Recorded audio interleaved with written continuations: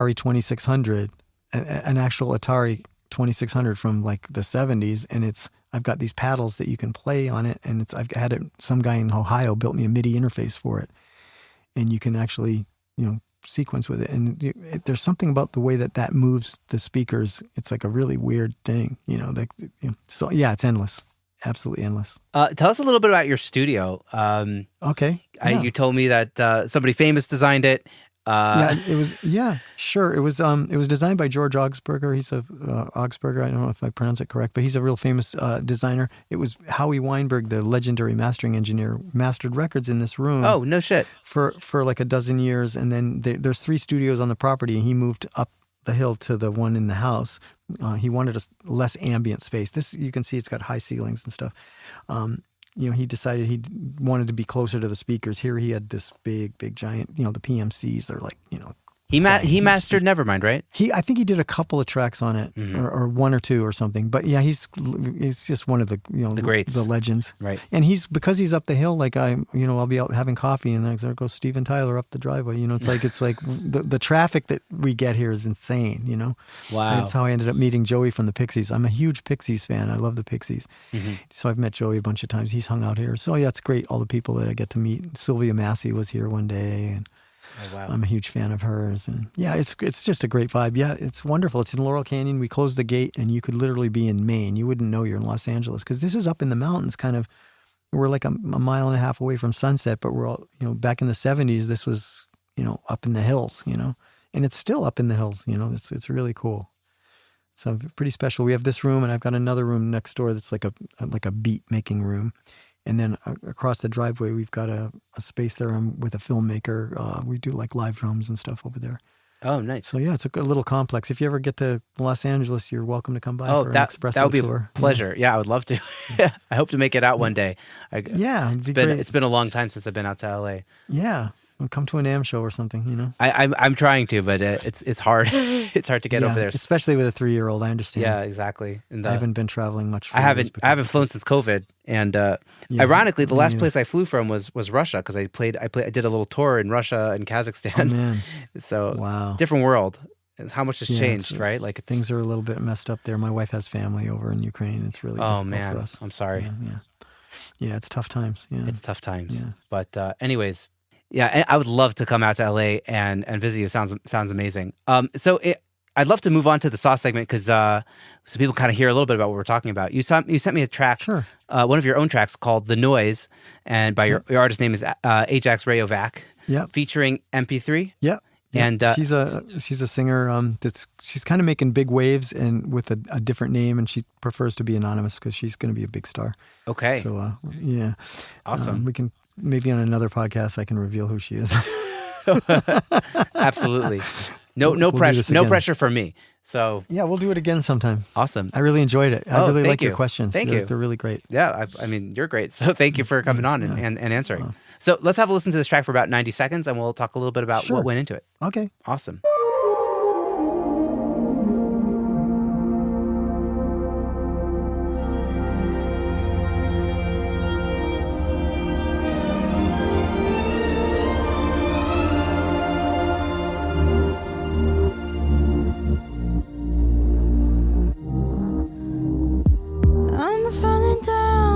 You come just to stay.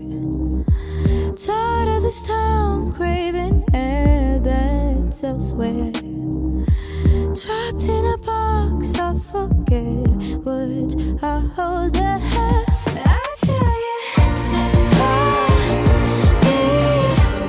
everything moving forward. Can't believe nobody's here in my world. Take me away from the lies. I have no way. I cannot wait. I wanna drive and just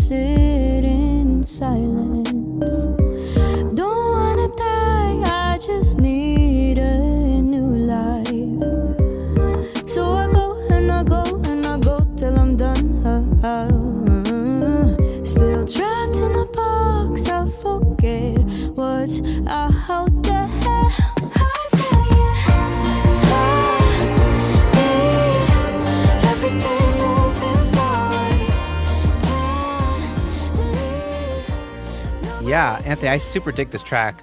Oh, cool. Yeah, it kind of reminds me a little bit of Maggie Rogers. Actually, I don't know if you know Maggie Rogers. Oh yeah, I do. I'm a huge fan. Yeah. Yeah, and it's but it's also got all the other genre things happening in the beginning, and the space, and the strings, and the vocals. Obviously amazing. So yeah. Well, the reason I picked it is has elements of like different aspects of what I do as a film composer, as a guitarist, as a songwriter. So yeah, it's I thought it was a good mishmash of my skills kind of thrown into the soup. Yeah, you know? totally. Tell me a little bit about what went into it. You know, like what was going on with the strings there at the beginning. Yeah, I mean, it's a funny story actually. So we wrote the song. Greg Anson, who's a filmmaker and a great musician friend of mine. We've been writing songs together since the '90s. He's a good bud, and MP3. The three of us wrote the song. We came up with the chords, and she came up with a lot of the melody and the lyrics mostly. We came up with the music.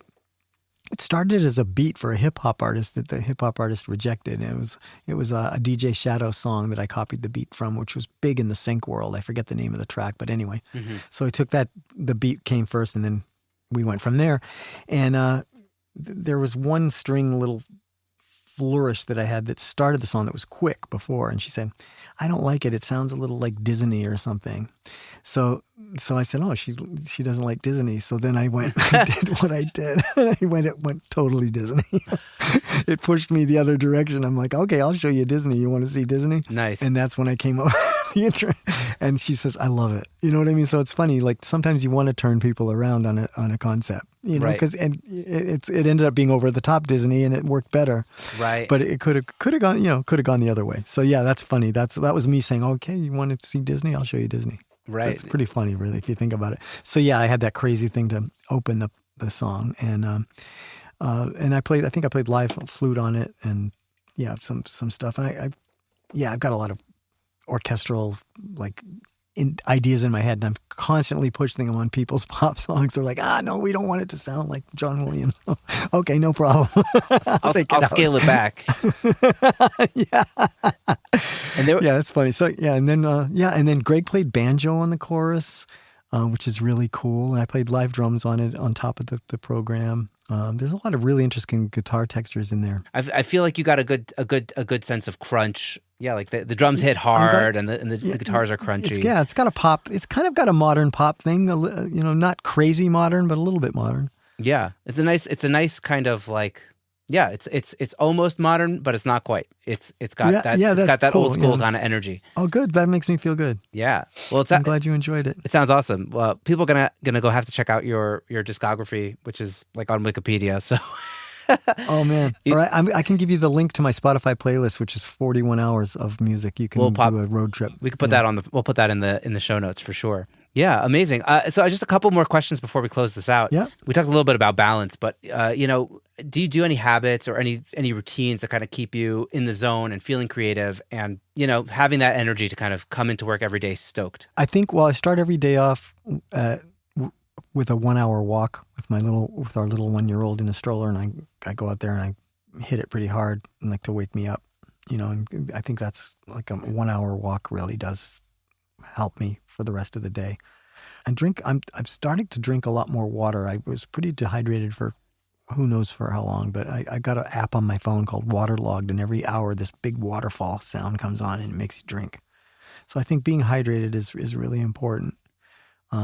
We talked about giving up alcohol and stuff like that. I mean, but yeah, those are I think the main things. I think also having like you have to obviously have some kind of like a plan for like a priorities list. Like if you're balancing multiple projects, you have to determine exactly how much time you can afford to put on each project on a specific week usually. Like, okay, what am I doing this week? How am I going to make this work, And a lot of it relies on how fast, things come together. And that's the part that you can never know. And that's what's so hard about this business is you don't know if it's going to come together, or if it's not going to come together. And then if it doesn't come together, somebody else is waiting for their turn cue for this. Yeah. So, there is some stress involved for sure, and so, yeah, that's, just trying to juggle things is an art in itself, Do you have any tips for people who are struggling to juggle, such as myself? you know, that you really will, you know, you just said that so well, of just like that feeling that we all feel of us, like, okay, we're going to do our best to make this music work because that's our goal, is just to make amazing music. But then everything goes into play. The artist has a bad voice. You're pushing off other artists. You have all this, that juggle is just so hard, you know? Yeah. Sometimes it's knowing just when, okay, look, this is not happening right now. So why don't you take this home and see if you can, you know, come up with whether it's a melody or a lyric or whatever it is that's going to elevate this a little bit more. You know, I'm not going to sit here and waste 3 hours if you're not ready, you know. That's one thing that you can do, because sometimes you can sit there frittering away time and you just like, you learn that it's not going to happen. You're like, I can sometimes tell in like half an hour that this is not going to happen today. Instead of like going through this process for two more hours, like let's move on to something else, you know. That's one thing. And then, you know, just determining what, like, okay, by 5 o'clock, I really want to have this and this done. And if I can't get this done today by 5 o'clock, I'm going to move on to something else. And then tomorrow I'll come in at 7 or 8 instead of 10 and pick up the slack there. Right. Sometimes you just have to pick up that extra time somewhere.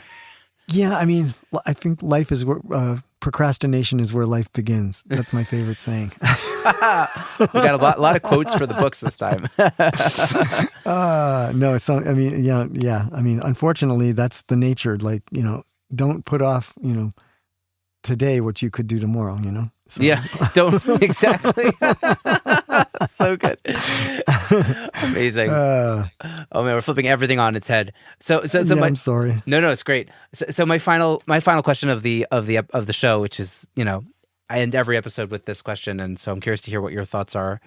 Just like looking back on your journey, you know, like, was there something that you maybe did or didn't do early on that you'd want to impart on your earlier self and be like, yo, Anthony, keep at that. That's going to be what makes it for you. Or maybe it's, Anthony, quit that. It's, you know, this is what's holding you back. What would be that one piece of advice? Well, it might have to do with being really savvy with contracts and lawyers, and really like making sure that, like, if you're like a writer on something, like, you know, make sure that you speak up and say, look, I'm a writer on this song, right? Can we work this out? And making sure that you're on the copyright, because a lot of times, you know, when you're young, you miss out on the opportunities like that. And sometimes you keep your mouth shut just because you want to be, you know, a team player, and you're easy to get along with.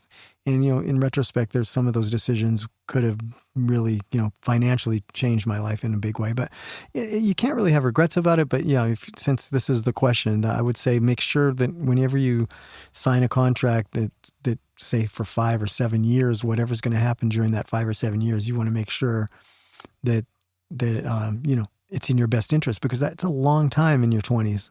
You know, 5 or 7 years, like at your peak. Yeah. Know? So yeah, I guess be savvy with the legal end of things, because, you know. But that said, sometimes a 30-page contract won't get you as far as a handshake. You know, that's the flip side. You know, I've had relationships that on a handshake that were more firm than like a 35-page contract. So yeah, that stuff. But yeah, keep your eye on the fine print. Yeah, that's super interesting, and I agree with you. Like, I feel like a lot of times people call. Like, I recently had somebody call me asking about, like, how does it work? Do I get royalties, like, when I'm working with an artist? And, you know, somebody at the beginning of their journey, and it's just like, you know, I kind of get to meet the artist, and I pretty much trust them by the time we're working together. So it's like, sure, it's like trust is a big thing. Yeah, it's like the contracts, I feel like, are. Oh, people overthink that stuff at the beginning also. And it's kind of like, okay, get your feet wet and make relationships and find people that, you know, you trust and they trust you. And yeah. And if something huge happens, and which occasionally does, then you just hope that they're, you know, they're good people. That they're good people. You know, and sometimes they are, and sometimes they're not. Like, you know, it's like, you know, I've had we won't go into that negativity stuff, but yeah, sometimes people just don't do the right thing. But that's life, you know. Well, Anthony, this has been super, super fun for me. I really enjoyed this schmooze. Yeah, me too. I really had a blast. You're such a cool guy, and I loved your questions, and you have a great personality for this. And I'm honored. Well, really, I enjoyed it. We'll do it again sometime. Yeah, definitely. Love to have you back. Yeah, I'll put links in the show notes to where people can go find you on the internet. And yeah, I'll give you that Spotify playlist, because I think people will enjoy skipping around on that. Awesome. So, Anthony, have a great day. Thank you.